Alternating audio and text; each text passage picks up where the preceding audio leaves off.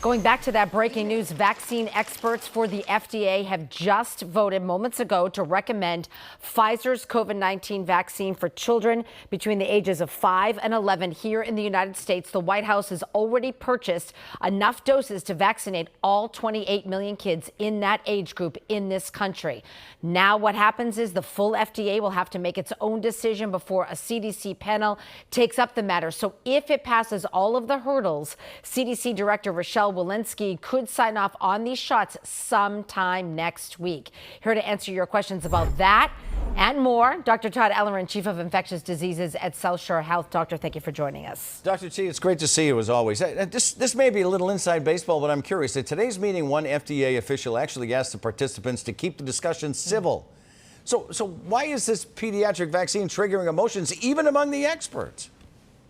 Well, Ed, I think when we talk about these vaccines, you have many parents that want to get their kids vaccinated, but you have others that definitely don't want to get their kids vaccinated, and then you have some that may be vaccine hesitant and unsure what to do. The one thing I would urge is for any parents to please talk to their kids' pediatrician. They're probably the best informed and really will have the best help to help make that decision for them. Really quickly, my friend just texted me. She sees me interviewing you, and she said, will it only be one shot or two like the adults? And I'm not sure if you can answer this. And will kids need booster shots as well?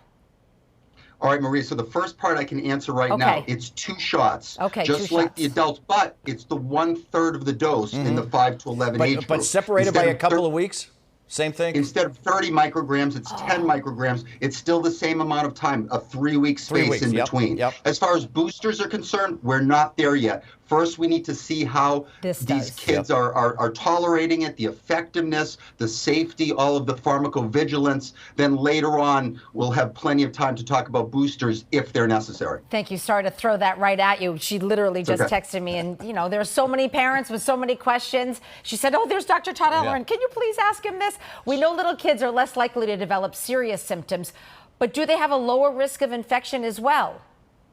So in the beginning, we thought that kids were less likely to get infected. We know now that that's not true. In fact, in this age group of 5 to 11, we learned that there have been 1.9 million confirmed infections. And the CDC recently told us that they estimate that there's 6 times that number of children that have actually been infected and are antibody positive, but they just haven't been confirmed. Another way of saying that is that there's underreporting of kids. So there's lots of infection out there. I think that's one of the reasons why we just heard the FDA have a near unanimous decision on this. And we've already got one viewer question in, but let's get to some other viewer questions. Christine writes in, did Pfizer test the vaccine on kids with severe allergies?